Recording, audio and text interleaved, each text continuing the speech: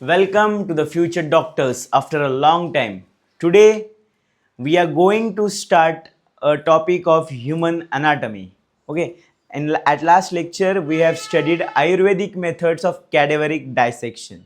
In today's lecture we will study about modern methods of cadaveric dissection. So in the last lecture we have studied the things which are we have studied the shlok, right? Tasmat samastra gatram. So today we will see how modern science approach is towards the cadaveric dissection. So let us begin. Welcome to the field of treatment, right? So our today's agenda is human anatomy from modern perspective. So, as you know, while starting the lecture or any session, I bring some inspirational quotes for you. So, for today, I have brought a very nice inspirational quote by one of the famous scientists, the well known, renowned scientist, right? Education is not to learn just the facts, it is a training of a mind to think. शिक्षण हे फक्त कोणताही सिद्धांत किंवा कोणताही law study करण्यासाठी नव्हे तर ती तुमच्या बुद्धीचा विकास करण्यासाठी आहे. This one of the famous quote is given by the inventor of theory of relativity sir Albert Einstein, right? So we have now well motivated or well inspired. So let us start our today's session. So today's session is modern methods of cadaveric dissection, right? So what is the purpose of dissection? Why we are dissecting that dead body or that cadaver? What is the purpose? So let us start. This is purpose of cadaveric dissection. For medical students to gain complete knowledge of the human body, it is essential to observe all organs directly through the dissection alongside theoretically. While gaining the bookish knowledge, we know that where that organ is situated or in body where it is located. When we will come to know about this, then only we can perform the further surgeries, then only we can treat the patients. So it is very important from clinical perspective also, right? Therefore dissection practicals are included in the curriculum. In our curriculum they have included dissection practicals. Our field is means it's like that we have to gain more practical knowledge rather than theoretical knowledge. Theoretical knowledge is also important, but the practical knowledge is also important to treat the patients, right?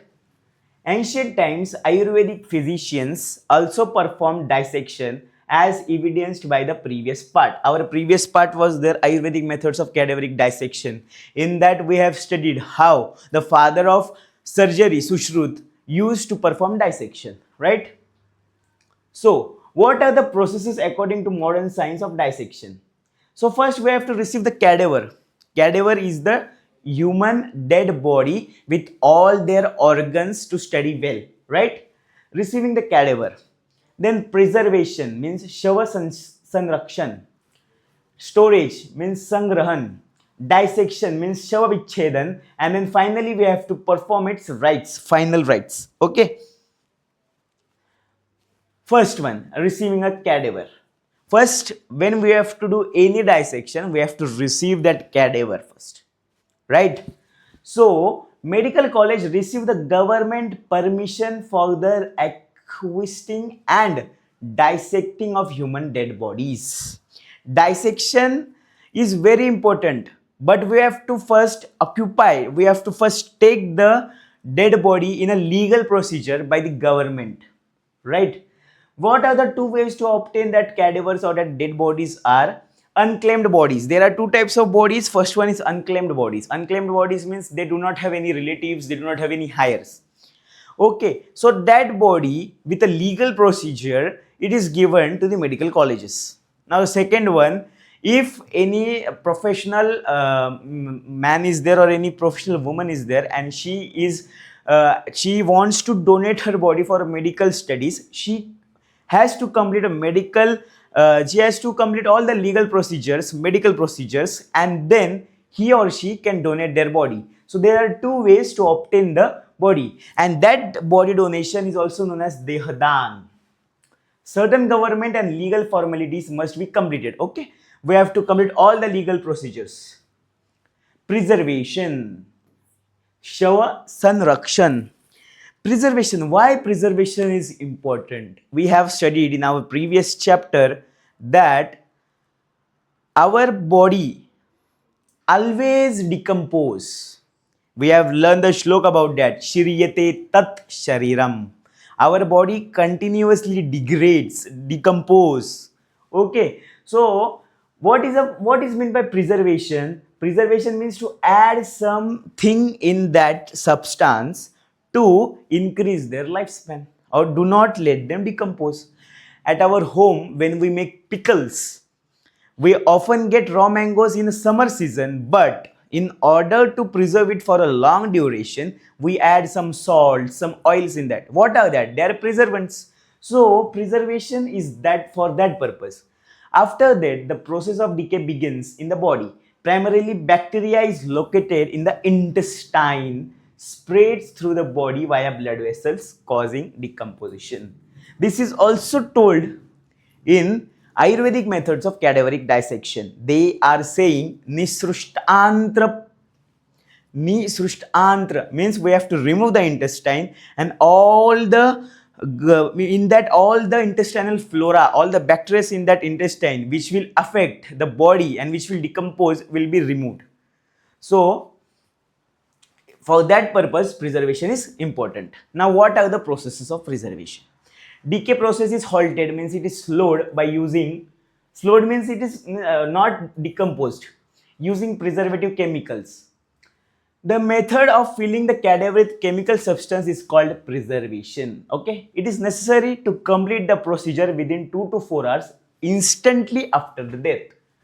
Currently, formaldehyde means formalin. Formaldehyde is an aldehydic compound. It is HCHO, right? Its structural formula might be this, right? So this is formaldehyde. It's primarily used for the purpose. Formaldehyde destroys the bacteria and viruses and fungi, okay, in the intestine or in the human body. A 40% solution of formaldehyde in water is pumped through the body using a machine, typically via the common carotid artery or the femoral artery. Now, what is 40% solution means? If we are taking 100 ml of water, in that 40 ml should be formaldehyde. So this statement means this. Okay. Now follow this procedure. The procedure is as follows. An incision is made on the side of neck. See the neck region. To access the common carotid artery. Here is a common carotid artery, red color artery, or in the thigh to access the femoral artery. You can look here, there is a femoral artery. They are chosen because they are large and they are not very deep. They are superficial to the human body. A suitable sized cannula inserted into the artery and secured within the thread. Cannula is a tube-like structure and it is inserted along in the carotid artery.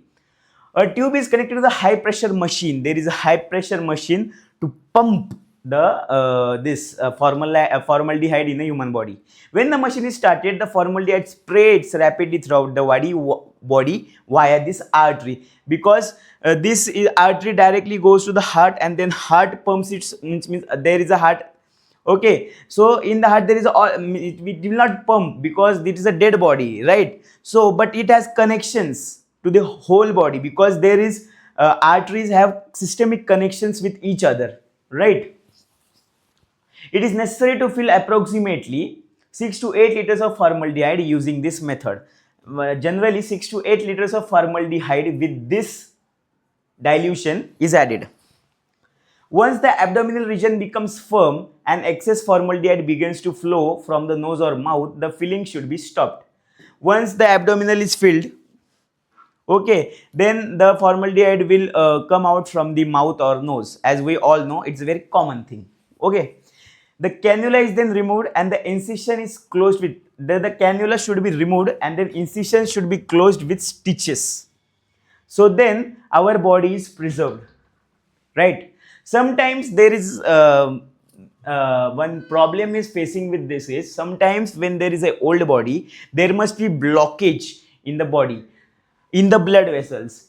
Some blood clots in the artery can obstruct this flow of formaldehyde, hindering the preservation process. Then the preservation will not work because every organ or that tissue will not get formaldehyde because there is a block in that blood vessel, right? In such cases, the following method is useful. Let us see what is that. There we should take a 16-inch needle with 50 ml syringe. There is a 16 number needle is there, inch not, it is a number. There are various numbers in the needle. So 16 number needle and 50 ml syringe should be taken. Fill the syringe with formaldehyde and inject as many areas of the cadaver as possible. As many areas. It is essential to inject the formaldehyde directly into the intestine and internal organs too. Even with this method, 6 to 8 liters of formaldehyde must be used. You use any method, 6 to 8 liters of formaldehyde is necessary for preservation of human body. Now storage. Once preserved, the cadaver is ready for dissection. We have to first we have to preserve. Then after preservation, the cadaver is now ready for dissection. However, dissection takes place over a long period. If the body is not stored properly, the decay process may restart or fungus growth can happen. We have done from outside, right? We have internally, we have inserted formaldehyde. So internal there is no problem. But when we keep the body in open space, fungus might grab the skin or means externally, fungus growth can be seen. So for that purpose, we have to do what is that? There are two possible ways to store the cadaver. Keeping in a cold storage. First of all, we have to keep it in a cold storage. There are big refrigerators available for storage of cadaver in medical fraternity. But means what is the principle behind it? The bacteria or fungus can't grow at that temperature, right? Generally, our fridge, which was also works on that same principle, right? Because we have means when we cook a curry at night and that it's if it is remaining, then we keep it in a fridge, right? Why? To avoid from fungus or bacterial growth. Same principle occurs here also, right? Keeping it in a tank. Now the second procedure is keeping in a tank with a 20% formaldehyde water solution. We have to take 100 ml of water. Means if we take 100 ml of water, in that it should be 20 ml formaldehyde. By placing the cadaver in a cold storage or formaldehyde tank, after dissection sessions, decomposition is prevented over the long term, right? Now dissection. So dissection is done according to the textbooks. There are various textbooks, Cunningham's, BDC's and all. So we have to read in that and we have to do proper dissection. We have to take proper cut.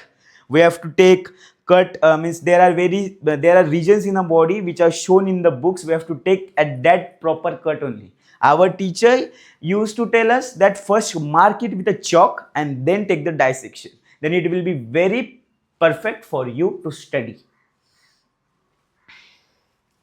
Final rites. After all these processes, we have to take that body or that organs and we have to perform its final rites. In a crematorium, there is a crematorium available where we keep our human body and high voltage shock or high voltage electricity is passed and whole body burns out.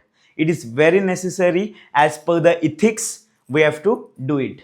So all this was the modern methods of cadaveric dissection. Nowadays modern science has gone very far, so usually in every medical colleges this same phenomenon occurs. So while doing dissection, there are some rules to follow. First of all, we have to maintain decorum of the anatomy lab. Then we have to wear the gloves. There are surgical gloves available. We have to take that gloves. Okay. We have to wear the mask. If OT cap is available, we have to wear that cap also, right? Then there are instruments for dissection. Now, as per the students, medical students, initially we only need some basic instruments. Further on, there are very advanced instruments, right? Such as BP handler. In that we have to insert the blade, then the forceps, tooth forceps, etc., etc. So For today, it's over now. Let us meet in our next session. Till that, thank you.